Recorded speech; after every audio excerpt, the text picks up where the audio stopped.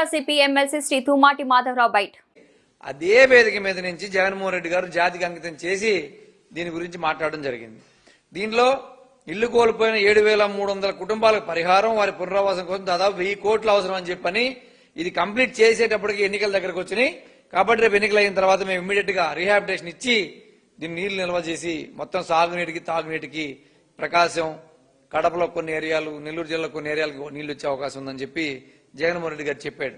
మేము అడుగుతా ఉన్నాం, ఈ గవర్నమెంట్ వచ్చిన తర్వాత ఫస్ట్ డిఆర్సీ మీటింగ్ లో ఎర్రగొండపాలెం శాసనసభ్యులు చంద్రశేఖర్ గారు కానీ నేను కానీ అడగడం జరిగింది, మీరు 1000 కోట్లు రీహాబిటేషన్ ఎప్పుడు ఇస్తారు రైతు వాళ్ళకి పునరావాసం కానీ ఆ భూసేకరణకు కానీ అని చెప్పి మేమంతా నిలదీస్తే అయిపోయింది, ఇంకేముంది 2-3 నెలలు ఇస్తామని చెప్పి మీరు ఇప్పటికి 20 నెలలు గడిచింది.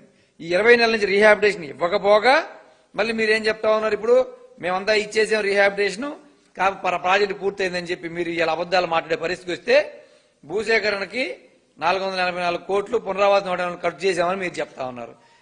మీరు నిజంగా ఈ ఇచ్చుంటే ఈరోజు ప్రాజెక్టే ఓపెన్ చేయొచ్చు కదా, ప్రాజెక్ట్ కెనాల్ ఓపెన్ చేయడానికి ఎందుకు పోయారని చెప్పి మేము అడుగుతా ఉన్నాం.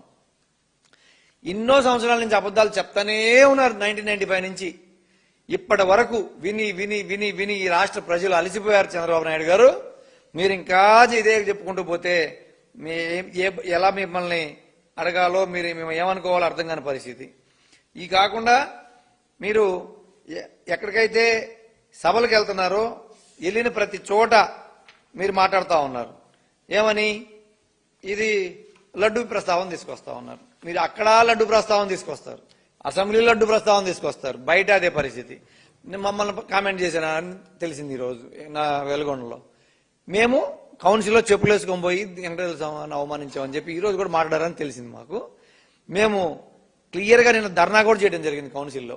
ఏమని, మేము చెప్పులు వేసుకొని కానీ షూ వేసుకొని కానీ వెళ్ళి అక్కడ నిరసన తెలియజేసినట్టు కానీ మీరు వీడియోలు ఇవ్వమని చెప్పి మేము అడిగితే మీ ప్రభుత్వం, మీ సెక్రటరీ జనరల్ అందరు కూడా ఒక్క వీడియోను కూడా బయటకు ఇవ్వలేని పరిస్థితుల్లో మీరు దాంకుని ఈనాడు మీద, ఆంధ్రజ్యోతి మీద చర్యలు తీసుకుంటాము, ఆ వీడియోలు మేము విడుదల చేయలేదు, అవి ఫేక్ వీడియోలు అని చెప్పి మీరే సాక్షాత్తు నిన్న మాకు సభలో తెలియజేసిన పరిస్థితి మనందరం కూడా చూసాం. కానీ మళ్ళీ దాని మీద మీరు బొంకుతా ఉన్నారు.